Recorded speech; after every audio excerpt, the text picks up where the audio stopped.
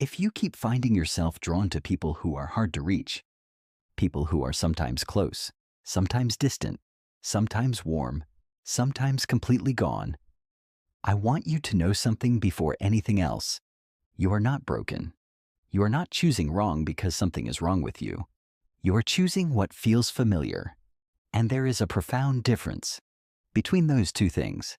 There's a particular feeling that lives in almost relationships, almost connected, almost seen, almost close enough. It lives in the space between a warm moment and a cold silence, in the text that finally comes after days of nothing, in the version of someone that shows up just enough to make you stay. Those brief moments of closeness, when they finally come, feel extraordinary, like sunlight breaking through clouds. And they feel that way for a reason, because they are rare, and rarity creates longing. That feeling has a name: yearning. That quiet ache for something you can almost touch, but never quite hold. And for many of us, yearning was the very first feeling we ever confused with love. Think back. Was there someone in your childhood who was physically present, but emotionally somewhere else? They were at the table, but not really there, in the same room. But there was an invisible wall between you. You could see them. You could not reach them. And so, you tried.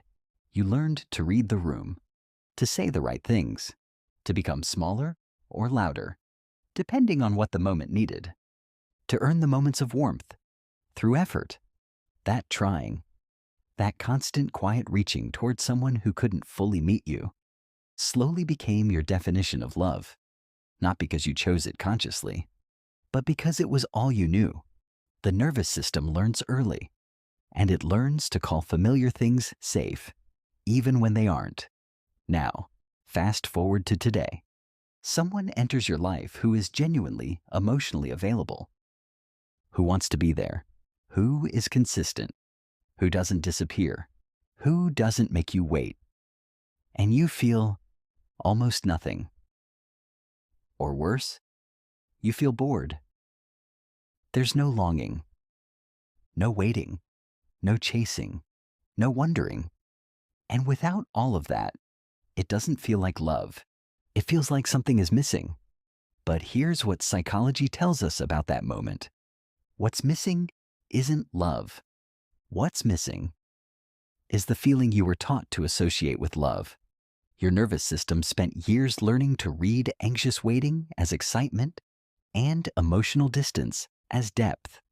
So when someone offers you something steady and real, no alarms go off, no adrenaline, no pull, and you walk away from the healthiest thing you've ever been offered because it didn't feel like anything you recognized. You've probably noticed the pattern.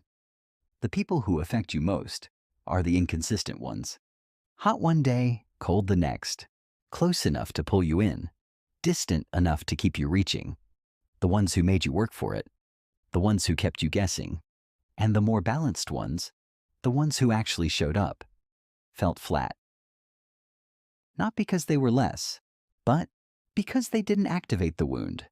Here is something that psychology calls this: the anxious avoidant trap. Your nervous system doesn't recognize safety as love. It recognizes activation.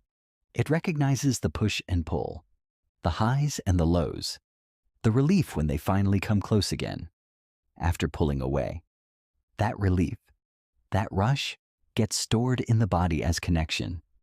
And so without it, there is no signal. No sense of being alive in the relationship. And you mistake that absence of anxiety for an absence of feeling. Here's something worth sitting with. Maybe the person you're meant to be with isn't the one who takes your breath away. Maybe the person you're meant to be with is the one who gives it back to you. Steady, present, not a puzzle to solve, not a wall to climb, just there, fully.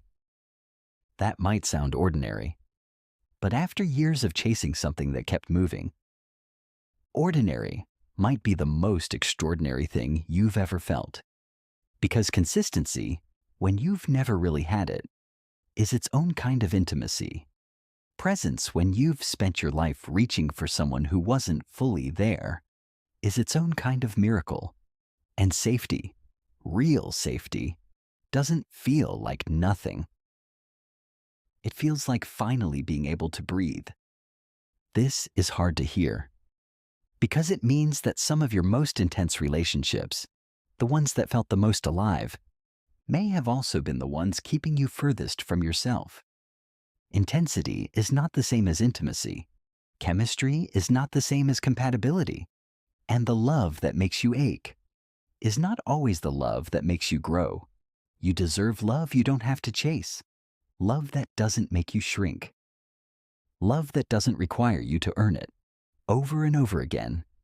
And maybe, together, we can be the first generation in our families to break this cycle, to look at the patterns we inherited, not with blame, but with understanding, to recognize that the people who raised us did the best they could with what they had, and to decide, gently, firmly, that we want something different, not because the familiar stopped feeling like home, but because we finally built a new one, inside ourselves.